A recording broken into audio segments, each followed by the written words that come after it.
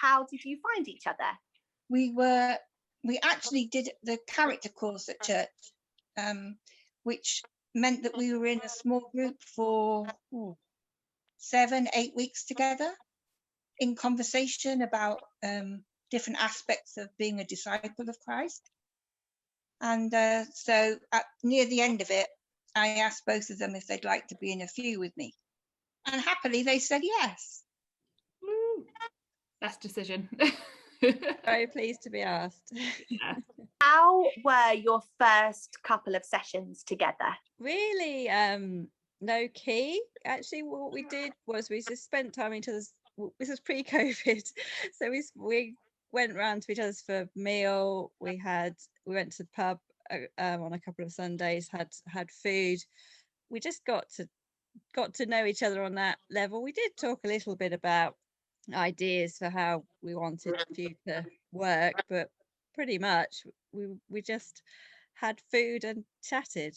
And I think right from the beginning we all prayed together as well. And that was like our core, wasn't it? It was sort of there was no sort of fear around doing that. I think because we prayed together in the course, it was just felt really natural for me. How would you say your view has changed over time? Say like with COVID, like that's been a massive thing, because before we probably met up maybe like once a month, which was so lovely, but we've basically done it every week.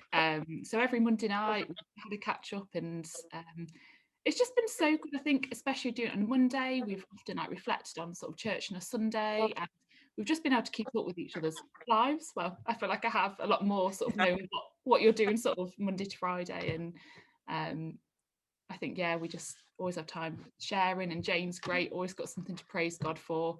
I can go straight into a prayer request, but Jane's there to give thanks. So there was one point where we could go into a garden, I think, but I guess the big shift was actually we've been doing this distance, which is not how we would want, but it's worked, and actually it's made it easier in some ways, because you can just kind of pick up the phone and dial in. How does being in a few affect your relationship with God? For me, it's been just exactly what I needed. I never had friends to pray with before in an intimate relationship, that you can trust each other, and you can pray, and you can talk about issues in your spirituality, and know that you're safe to talk about those things, which is,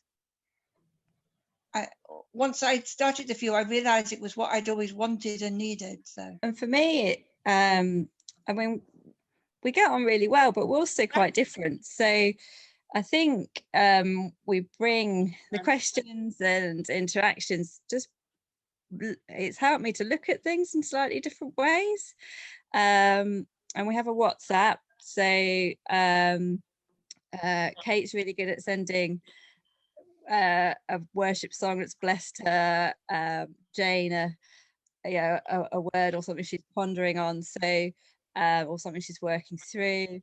And so there's a bit of a provocation, but also it's uplifting. It's been sometimes actually that song, for example, just what we needed to hear. So there's little bits in the week, and equally just different ways of doing faith that is, I just found really enriching, and in relationship and friendship. I think so often I want to find an answer, or just sort of jump ahead the steps, but it's really given me the safety to actually ask those questions and to ponder it, and we don't have to solve that problem in a night. Actually, some things we've been chatting about for a year or more, and I think it sort of kept that hope, and just that steady faith.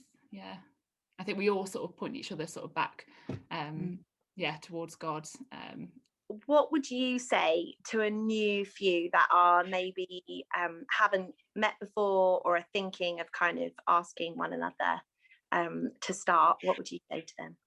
I would say, if you feel God is prompting you, if it keeps coming into your mind that you want to be in a few, then go for it. If you don't know who to ask your hub leader. because obviously people can't meet up now, but I just say go for it, because it really is rewarding and amazing, really.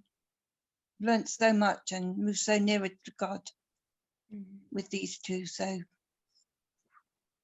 it's been fantastic. Just go for it. What's the worst can happen? They say no. I've had different groups over the years. You know, you meet, you walk or run with different people at different times, don't you? And I'd say each time, yeah, I've met with a few faithful friends for a period of time, like we do with Jane and Kate. They all look different because you're all different, but you're kind of placed in each other's lives for a period of time, and I don't think you can fail to grow and build in friendship. And if it doesn't click, there's no harm done. No. Absolutely no harm done, but there's everything to gain. And I think if you can run with people, it's much easier than if you're kind of walking on your own. You know, your few will encourage you with what your gifts are, but I think, yeah, be intentional. Like if you thought, oh, it's a bit stilted or it's a bit hard to go in, like, you know, just think, what can I bring? And, you know, put that time aside to think, yeah, I'm going to pray and I'm going to invest in the people in my hub, because, yeah, prayer is what sort of is going to fuel it. So yeah,